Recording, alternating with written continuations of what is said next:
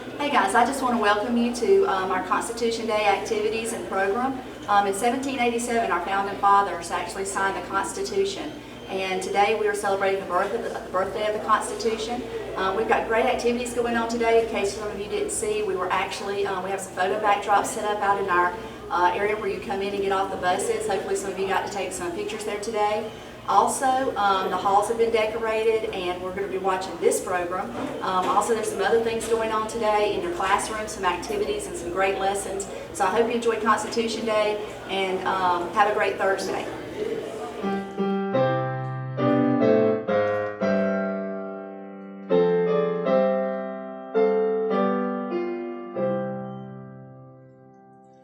Oh, say can you see by the dawn's early light what so proudly we hailed at the twilight's last gleaming, whose broad stripes and bright stars through the perilous fight o'er the ramparts we watched were so gallantly streaming,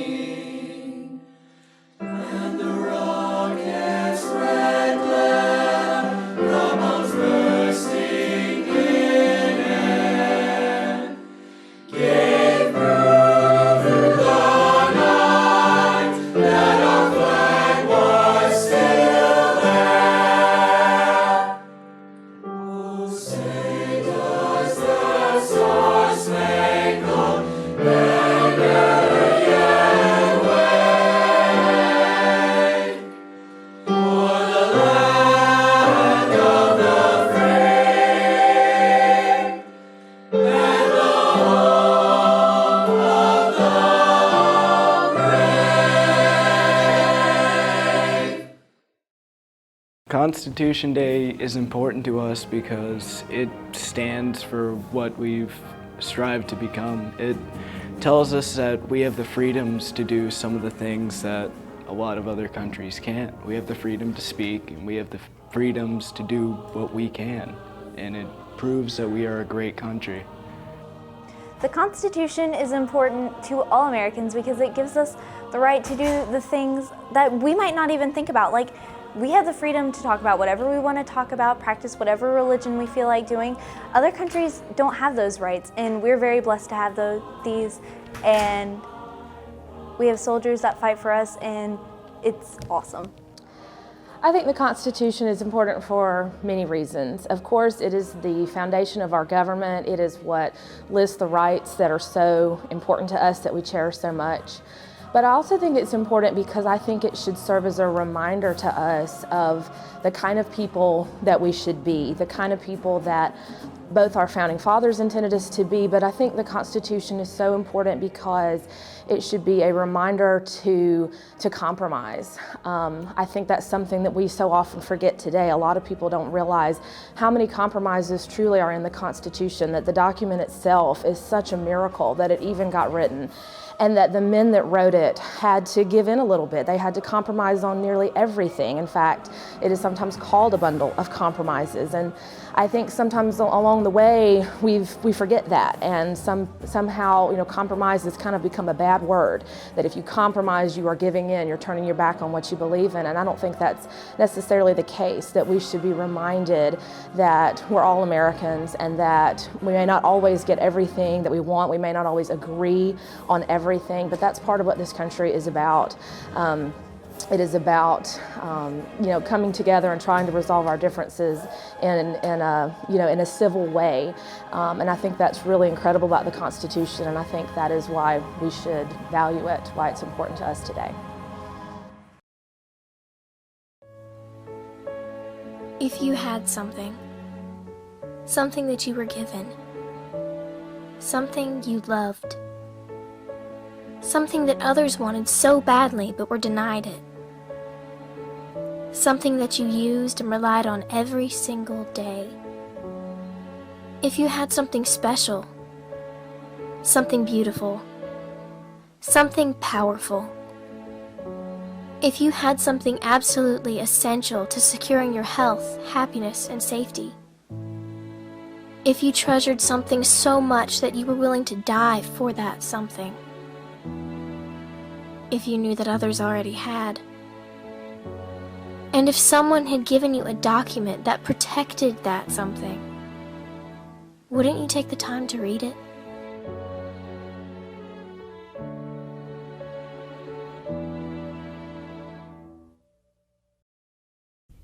Hi, I'm Lieutenant Colonel Van Lee Baxley, member of the Alabama National Guard. I first enlisted in September of 1987 and I went to basic training in '88. My enlistment actually ended in 1990 after I graduated from the Officer Candidate School as a second lieutenant. I come from a history of military people, especially Army. My father's retired Sergeant Major, always an armor NCO, and I just grew up around the Army, and it just felt like it's something I really needed to do because it's very important. Altogether, this month makes 28 years. Well, in this most recent years, I was in Operation Noble Eagle for 28 months, all stateside duty out in San Antonio, Texas at Fort Sam Houston. Next, I was moved to Combat Sustainment Support Battalion and deployed to Camp Taji, Iraq with the 1103rd CSSB. And then a few years later, I was transferred to the 135th Expeditionary Sustainment Command out of Birmingham. And we went into Kuwait through Camp Arif John in support of a 10-country area there, including Afghanistan. Well, it became easier over the years with the internet and Skype and email, but the Army has always had good communication, so there was always phones and landlines that we could use. Most difficult part of that was they were all asleep while I was working, so it just required some very late nights for me to get my timing right so everybody was available to speak with.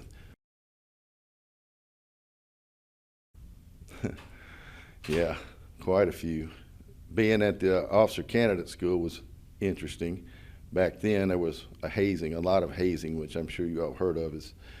It's pretty much gone now, but I've had to salute dogs and do some other kind of degrading things as part of my training.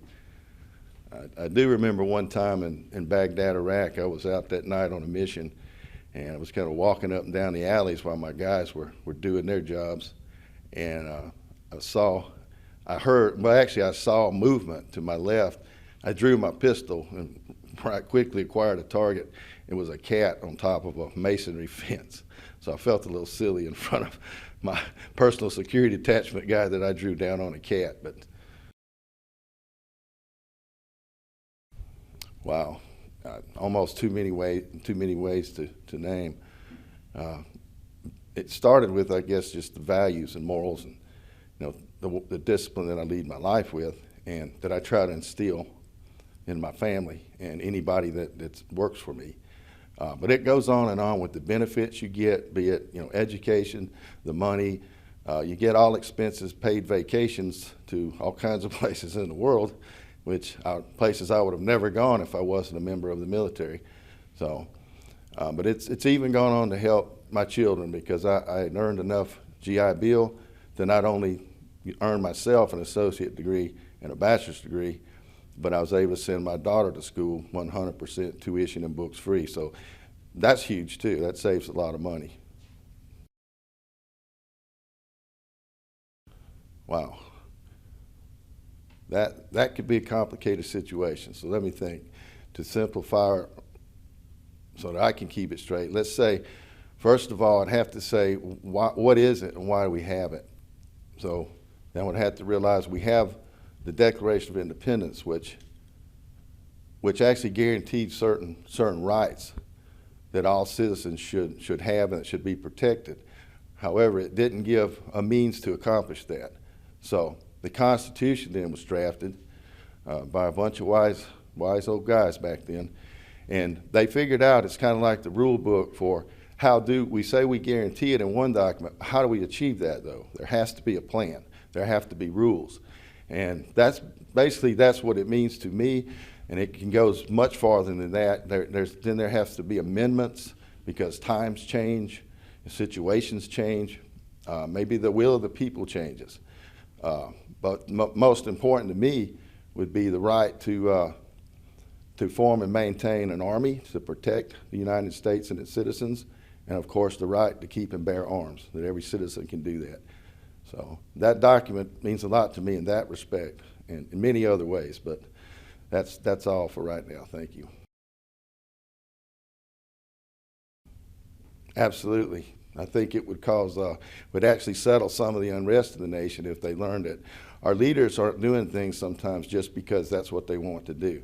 They have rules they have to go by, and in certain ways they have to achieve that. And if we disagree, that's okay, but there's a right way and a wrong way to get your point across and to keep peace in the United States and for everybody to get along with each other and stop all this useless killing that's happening.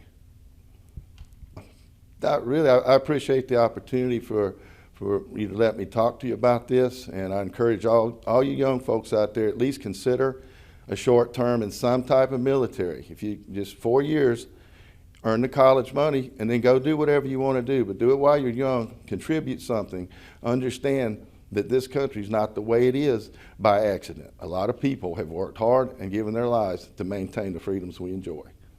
Thank you.